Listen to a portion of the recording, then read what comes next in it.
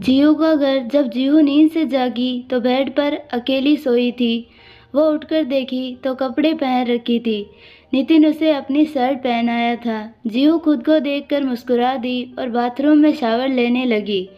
कुछ देर बाद जब तैयार होकर नीचे आई तो देखा नवीन नितिन की गोद में था। नितिन जीहू को देखकर बोला, जान, इसे भूख लगी है। जीहू भी जल्दी से नवीन को ले ली और उसे लेकर रूम में चली गई। उसे नितिन को देखकर कल वाली सब बातें याद आ गई जिससे वो नितिन को देखकर शर्मा रही थी। नितिन उसको शर्माता देख मुस्कुरा दिया और उसके पीछे ही रूम में आया। जीहू नवीन को लेकर बेड पर बैठी थी और दूध फीड करा रही थी। तभी नितिन को देखकर वो बोली, आप यहाँ? नितिन बोला, जान, मैं तुम्हारे रूम में क्यों नहीं आ सकता? क्या मुझे हक नहीं? जीहू बोली, आपको पूरा हक है। नितिन बोला, तब ये शर्मा क्यों रही हो? रात वाली बात से चलो फिर करते हैं, फिर तुम शर्माना छोड़ दोगी।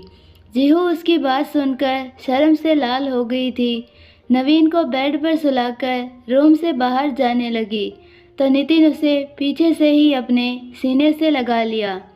जीहू उसकी छुअन से पिघलने लगी। नितिन अपना होठ उसके गले में रख दिया था।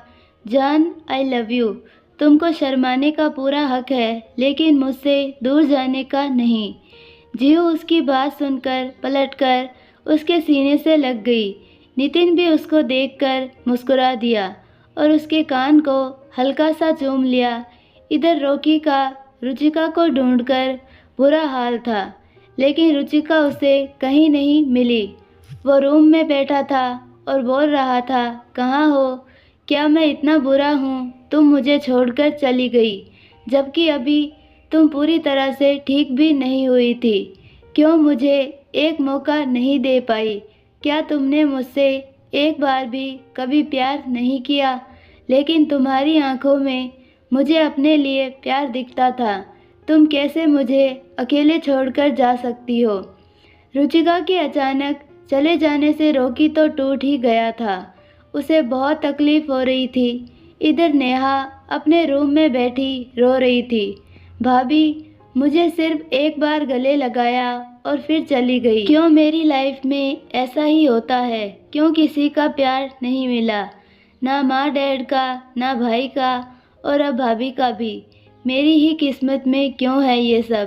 तभी ऋषभ, जो कब से दरवाजे पर उसकी बातें सुन रहा था, वो जल्दी से नेहा के पास आ गया और बोला, आप गलत बोल रही है मैडम, आप तो बहुत अच्छी हैं। नेहा ऋषभ को देखकर बोली, नहीं, तुम नहीं जानते ऋषभ, जो नेहा को देखने आया था वो अभी ठीक है, लेकिन उसको रोता देख वो खुद को रोक नहीं पाया और उसके पास आकर बैठ गया।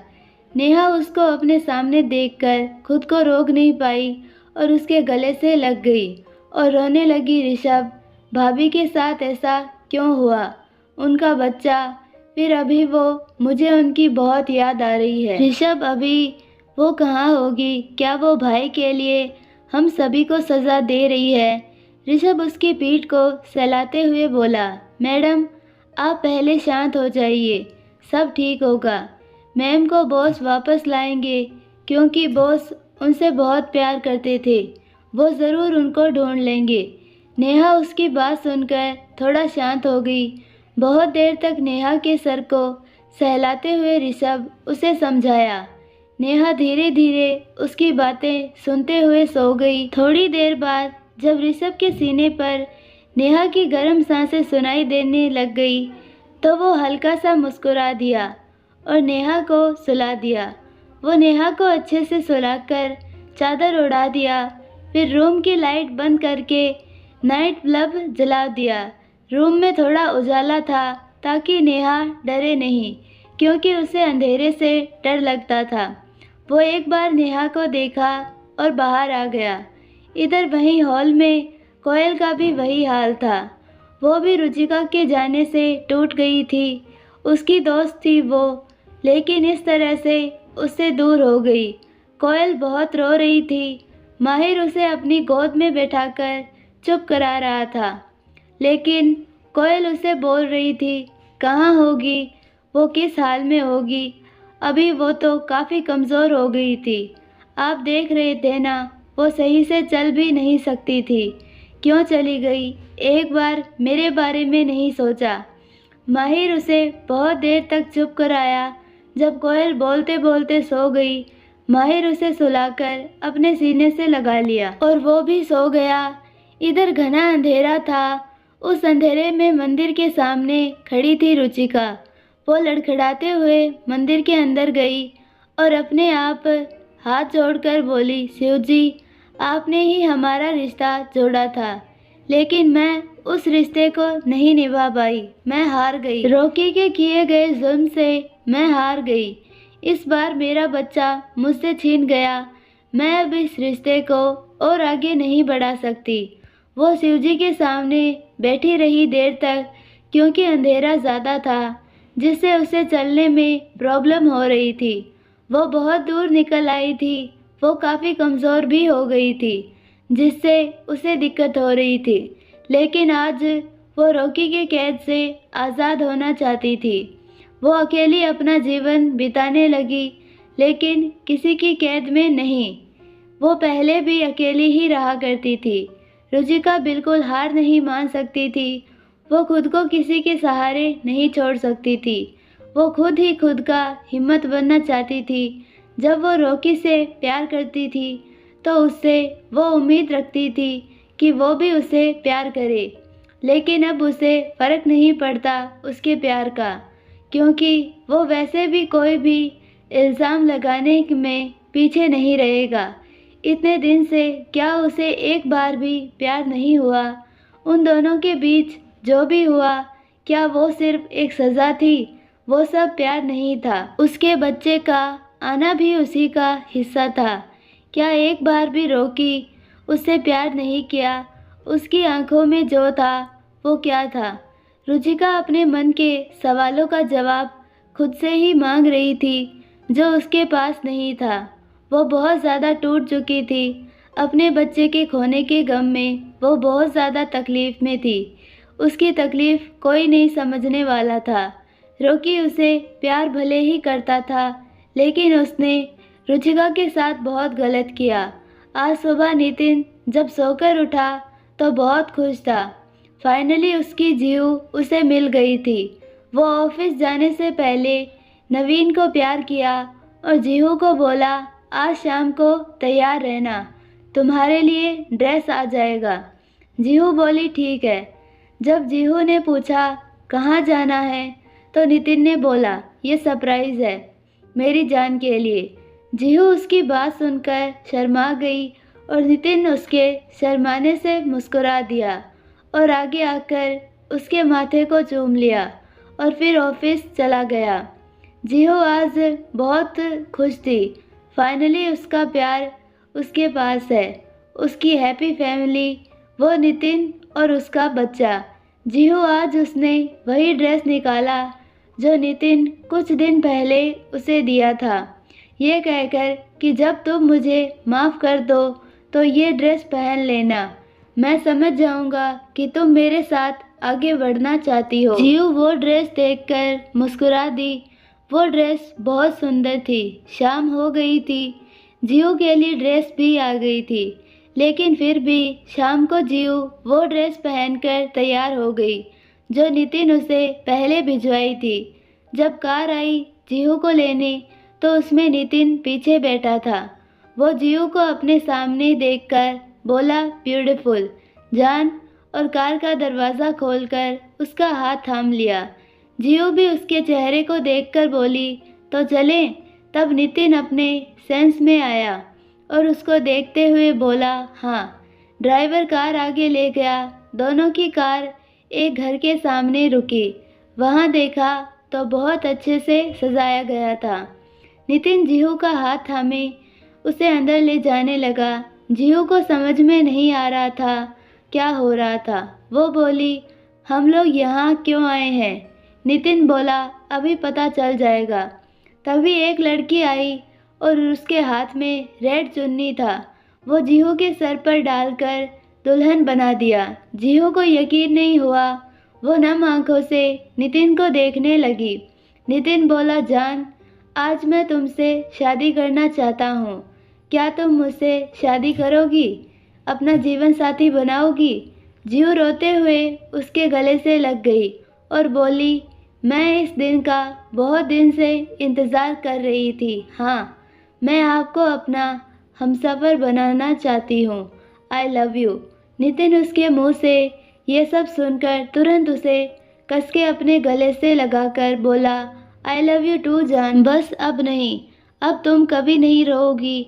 आज के बाद तुम्हारी आंखों में मैं आंसू बर्दाश्त नहीं करूँगा। जीहू धीरे धीरे शांत हो गई। नितिन उसे अपनी गोद में उठाकर अंदर ले आया, जहाँ मंडप सजा था। ये सब जीहू के लिए सरप्राइज था। वो सब चीज़ें देख देख कर वो रो रही थी। फाइनली आज उसकी शादी होने वाली है, यही नितिन के साथ। नितिन उसे मंडप में बैठाया और खुद उसके बगल में बैठ गया। दोनों का हाथ एक साथ जुड़ा था। पंडित जी मंत्र शुरू कर दिए। जीहू एकटक सभी चीज़ों को देख रही थी।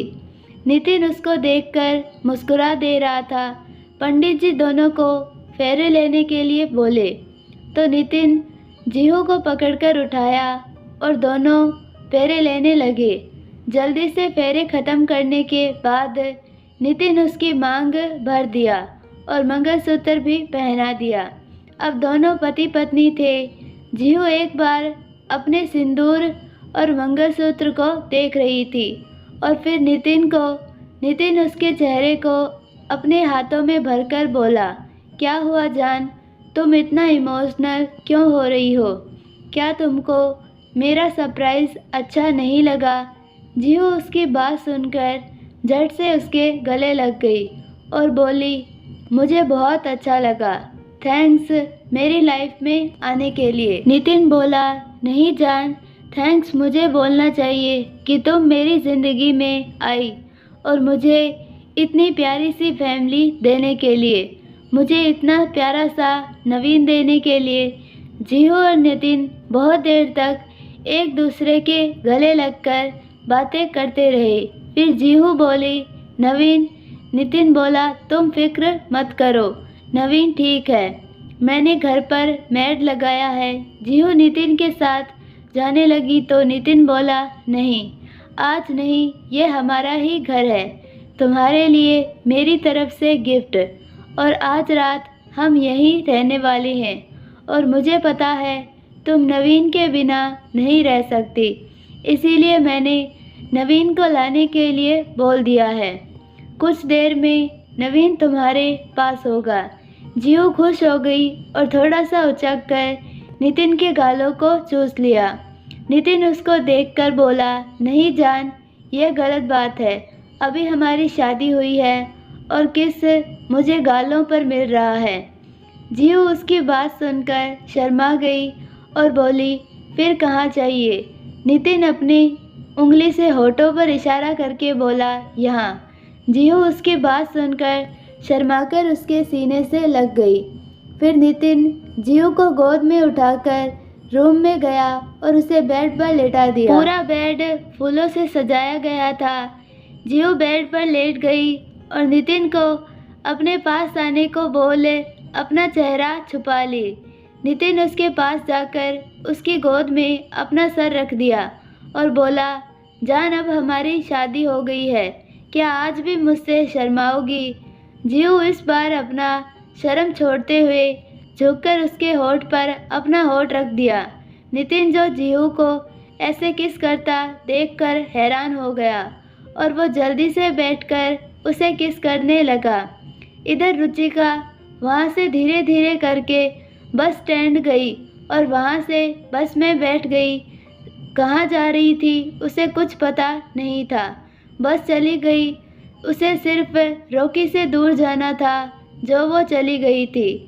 वो बस कहाँ जा रही थी उसे कुछ भी पता नहीं था। बस ज़िंदगी जहाँ ले जा रही थी वो वहीं जा रही थी। इधर रोकी का बुरा हाल था। वो अपने रूम में रुचिका को याद करके बैठा था। उसे खुद पर गुस्सा आ रहा था। उसकी गलती से आज क्या हो गया। उसकी जान से प्यारी बीवी छोड़कर चली गई थी, क्योंकि उनका कॉन्ट्रैक्ट खत्म हो चुका था, जिससे दोनों अब पति पत्नी नहीं थे। इन सब में रॉकी को तो याद ही नहीं था, लेकिन रुचिका को याद था। इसका क्या मतलब, रुचिका भी बस उसके साथ अपना कॉन्ट्रैक्ट पूरा कर रही थी, जो ख़त्म होते ही दूर चली गई। ये बात सिर्फ रॉकी, रुचिका और माहिर को ही पता थी। नेहा और कोयल नहीं जानती थी कि दोनों की शादी सिर्फ एक कॉन्ट्रैक्ट थी, जो ख़त्म हो चुकी थी, जो अब उनकी शादी का कोई मायना नहीं था। रॉकी उस कॉन्ट्रैक्ट पेपर को लेकर रो रहा था, जिस पर रुचिका का साइन था। रॉकी रुचिका से प्यार करता था, वो उससे दूर नहीं होना चाहता था, लेकिन अब रुचिका उसकी लाइफ से जा चुकी थी। अब उसका कोई मतलब नहीं था। रॉकी उस कॉन्ट्रैक्ट पेपर को लेकर एकटक देख रहा था। उसकी रुचिका जा चुकी थी, अब उसकी लाइफ में कुछ नहीं बचा था। उसकी ज़िंदगी जा चुकी थी। उसकी गलती की वजह से रॉकी उसे बिना गलती के सज़ा दिया, लेकिन अब रुचिका उसे उसकी गलती की सज़ा उसे पूरी लाइफ देने के लिए अकेली छोड़ गई। रॉकी को कुछ भी समझ नहीं आ रहा था। वो सोच रहा था आखिर ऐसा क्या करे जिससे रुचिका उसके पास चली आए, लेकिन अब उसके पास कॉन्ट्रैक्ट का बहाना भी नहीं बचा था, जो उसे ज़बरदस्ती अपने पास बुलाए। कॉन्ट्रैक्ट ख़त्म, दोनों का रिश्ता ख़त्म। रॉकी बहुत देर तक वो पेपर लेकर बैठा, उसे देखता रहा। फिर अचानक वो पेपर रखकर उठा और सीधे अपनी कार से बाहर निकल गया। उसके जाते ही माहिर, ऋषभ परेशान होकर उसके पीछे गए। दोनों घबराए थे, क्योंकि रॉकी इस वक्त अपने आपे में नहीं था। वो तेज़ी से कार ड्राइव करके जा रहा था, उसे कुछ होश नहीं था। वो कुछ दूर पर अपनी कार रोककर कार से बाहर निकल गया और मौसम भी खराब हो रहा था। रॉकी वहीं रोड के बीचों बीच अपने घुटनों के बल बैठ गया और तेज से रुचिका का नाम चिल्लाया और वो रोने लगा। बारिश भी तेज तेज हो रही थी। रॉकी के आंसू भी बारिश में बह रहे थे। वो अपना चेहरा ऊपर करके बोला, क्यों चली गई मुझे अकेला छोड़कर? क्यों? मैंने तुम्हारे साथ गलत किया। तुम मेरे पास रहकर सज़ा दे सकती थी, लेकिन मुझसे दूर रहकर नहीं। इस वक्त रॉकी अपने सोचने समझने की हालत में नहीं था। वहीं कुछ दूर पर खड़े ऋषभ और माहिर रॉकी को ऐसे टूटता हुआ देख रहे थे। ऋषभ माहिर से बोला, बॉस को मैंने आज तक इतना तकलीफ़ में नहीं देखा था। सच में बॉस मैडम से बहुत प्यार करते थे। माहिर बोला, भाई की गलती की सज़ा उनको मिल रही है। दोनों वहाँ से जल्दी रॉकी के पास आए और उसे ज़बरदस्ती उठाकर कार में बैठा दिए। ऋषभ कार ड्राइव करके घर निकल गया। माहिर रॉकी को संभाल रहा था, क्योंकि आज डेविल बहुत दर्द में था। उसका प्यार जा चुका था उसकी लाइफ से। डेविल को खुद पर गुस्सा आ रहा था। उसका बस चले तो वो खुद को ख़त्म कर ले, लेकिन उसे उम्मीद थी कि एक ना एक दिन रुचिका उसकी लाइफ में ज़रूर आएगी, क्योंकि वो भी उससे प्यार करती थी। वो कभी किसी दूसरे की नहीं होगी। उसकी आंखों में रॉकी के लिए प्यार दिखता है। वो सिर्फ और सिर्फ रॉकी की है। इधर जीहू और नितिन बहुत खुश थे शादी करके। आज शादी का दूसरा दिन था। जीहू सुबह तैयार होकर सिंदूर लगाने जा रही थी, तभी नितिन, जो कब से जागकर उसे ही देख रहा था, वो उठकर बोला, नहीं जान, रुको। जीहू बोली, क्या हुआ? मैं सिंदूर लगाने जा रही थी। ऐसे नहीं करते। नितिन बोला, क्योंकि मैं सिंदूर लगाना चाहता हूँ। जीहू उसकी बात सुनकर स्माइल करते हुए सिंदूर की डब्बी उसके सामने कर दी। नितिन जीहू का मांग भर दिया। जीहू साड़ी में बहुत प्यारी लग रही थी। जीहू को ऐसे देखकर नितिन का मन ही नहीं हो रहा था उसे छोड़ने का। वो उसे कस के गले से लगा लिया और बोला, कहाँ जा रही हो? जीहू बोली, नाश्ता बनाने। वैसे भी आज मेरी पहली रसोई है। नितिन बोला, ये क्या होता है? जीव बोली, मेरे बुद्धू पति शादी के बाद से मेरे हाथ का बना खाना जिसे पत्नी पूरे मन से बनाती है और पति खाकर तारीफ करते हैं और फिर नेक देते हैं। नितिन बोला, ठीक है, फिर जाओ, लेकिन मुझे कुछ चाहिए। जीव जानकर भी अनजान बनते हुए बोली, क्या चाहिए? नितिन बोला, मुझे किस चाहिए? जीव बोली, अभी नहीं। नितिन बोला, तुम मुझे बहका रही हो। जीव बोली, नहीं, नाश्ते के बाद। नितिन बोला, नहीं, मुझे अभी चाहिए। वो बोलते हुए जीव को पकड़कर अपनी गोद में उठा लिया और अपने होठ उसके होठों पर रख दिया। जीव अब बिना कुछ बोले उसका साथ देने लगी। इधर रॉकी को घर लेकर आए माहिर ने उसके रूम में उसे करके बोला, भाई शावर ले लो, मैं अभी कॉफ़ी लेकर आता हूँ। रॉकी कुछ नहीं बोला और बाथरूम में चला गया शावर लेने।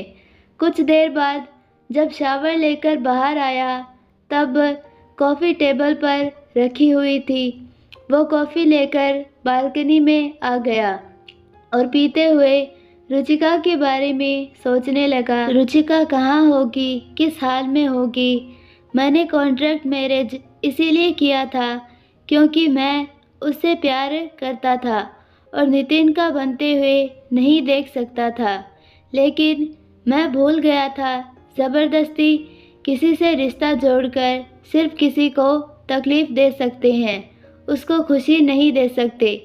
रुचिका मेरे घर में इतना दिन रही, मुझे पता है वो मुझसे प्यार करने लगी थी, लेकिन मेरे इतने ज़्यादा टॉर्चर करने से वो हार गई। वो टूट चुकी थी और मैंने कभी ये सोचा ही नहीं वो कितना तकलीफ़ में जी रही थी।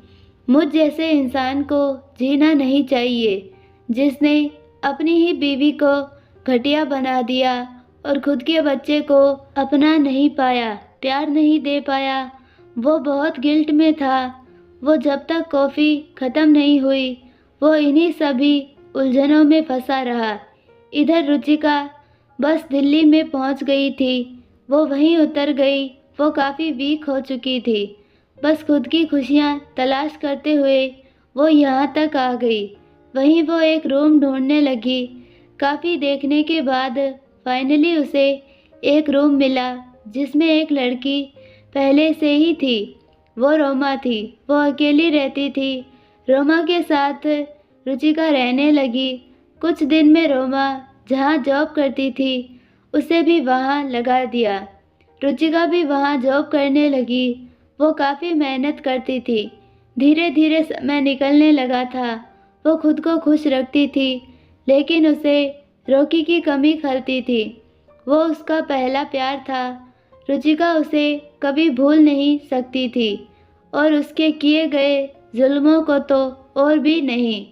वो कभी कभी अपने बच्चे के बारे में सोचकर रो लिया करती थी। रोमा उसे समझाया करती थी। रोमा अच्छी और समझदार थी। वो कुछ ही दिन में रुचिका की अच्छी दोस्त बन गई थी। वो उसका बहुत ध्यान रखने लगी थी। रुचिका भी अब थोड़ा ठीक हो गई थी। वो पहली बार खुद के लिए स्टैंड ली थी। देखते हैं कहाँ तक जाती है। आज रोमा बहुत खुश थी क्योंकि रुचिका और वो दोनों शॉपिंग पर जा रहे थे। रोमा को शॉपिंग करना बहुत पसंद था। रुचिका को ज़्यादा ये चीज़ें पसंद नहीं थी, लेकिन वो रोमा का दिल रखने के लिए उसके साथ चली गई। दोनों दिल्ली के मॉल में थे। वहाँ लेडीज़ काउंटर पर रोमा कपड़े देख रही थी। रुचिका भी वहीं दूर पर बच्चे के कपड़े देखने लगी। वो वहाँ देख रही थी। कपड़े देखते हुए उसका हाथ उसके पेट पर चला गया। उसकी आंखें नम हो गई। उसको अपने बच्चे की याद आ गई थी। रोमा जो कुछ दूर पर उसको देख रही थी, उसको भी रुचिका का दर्द देखकर बहुत तकलीफ हो रही थी।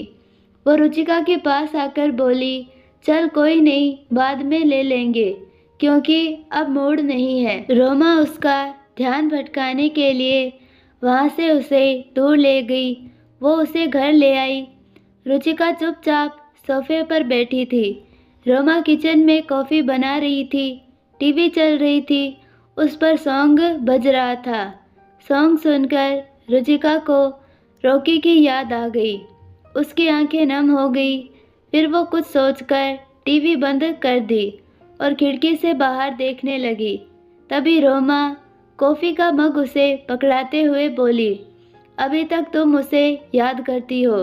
रुचिका, भूल जाओ, तुमको सिर्फ तकलीफ मिलेगी, उसके सिवाय कुछ नहीं मिलने वाला। रुचिका सब जानती थी, लेकिन फिर भी ये दिल है कि कुछ समझने को तैयार नहीं था। कभी कभी बगावत पर उतर जाया करता था। रुचिका कॉफ़ी का सिप लेते हुए बोली, क्या करूं? रॉकी से प्यार करना मेरी भूल थी। मेरा सब कुछ तबाह हो गया उसके प्यार में। अब मेरे पास कुछ भी नहीं बचा। मैं उसके अलावा किसी की भी नहीं हो पाऊंगी।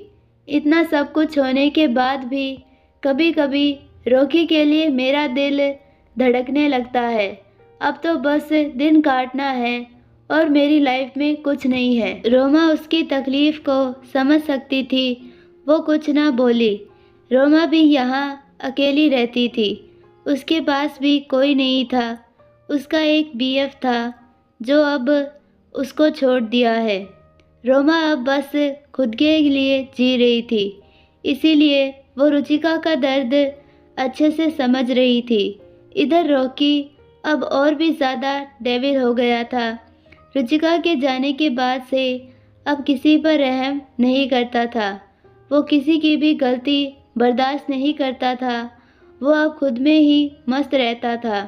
देर रात घर आता था और कभी कभी तो वो घर भी नहीं आता था।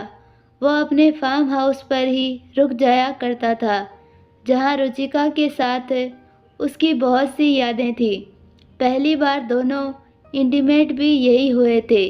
यहाँ वो अपने दर्द को खोलकर बयां कर पाता था।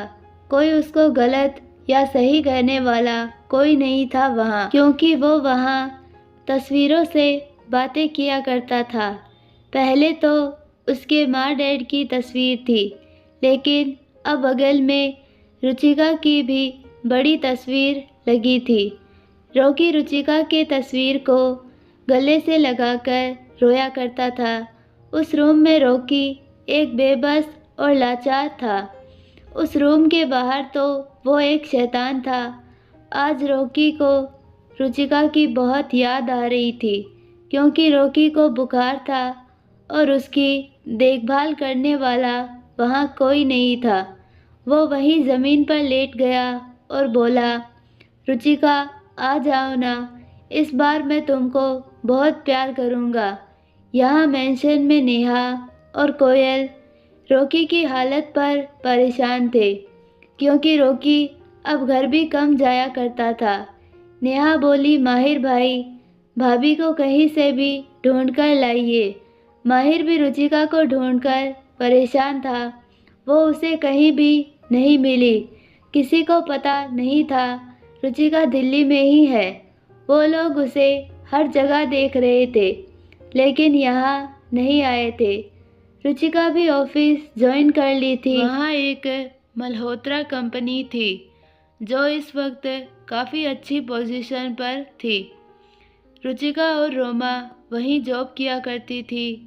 वहाँ कुछ दिन तो ठीक था, लेकिन एक दिन जब मल्होत्रा के बेटे जो नए सीईओ बने थे, उनका स्वागत हुआ, जो रुचिका को देखकर उसकी सादगी में खो गया था। रुचिका को अंदाज़ा भी नहीं था अब उसके साथ क्या क्या होने वाला था। वो वहाँ अब खुश रहने लगी थी। वहाँ उसके बहुत सारे दोस्त बन गए थे, जिनके साथ वो खुश रहा करती थी। रुचिका सभी के साथ ही लंच करती थी, फिर सभी के साथ ही ऑफिस आया करती थी। एक दिन रुचिका और रोमा दोनों ही ऑफिस में लेट थी। दोनों जल्दी से ऑफिस में गई और दोनों का केबिन एक जगह था। ऊपर 10 फ्लोर पर दोनों जैसे ही अपने केबिन में पहुंची कि तभी कंपनी का असिस्टेंट सियान आया और बोला, रुचिका, तुमको बॉस बुला रही हैं और तुम रोमा मेरे साथ आओ, तुम लोग लेट आई हो, टाइम का पता नहीं चलता क्या। रोमा बिना कुछ बोले सियान के साथ चली गई।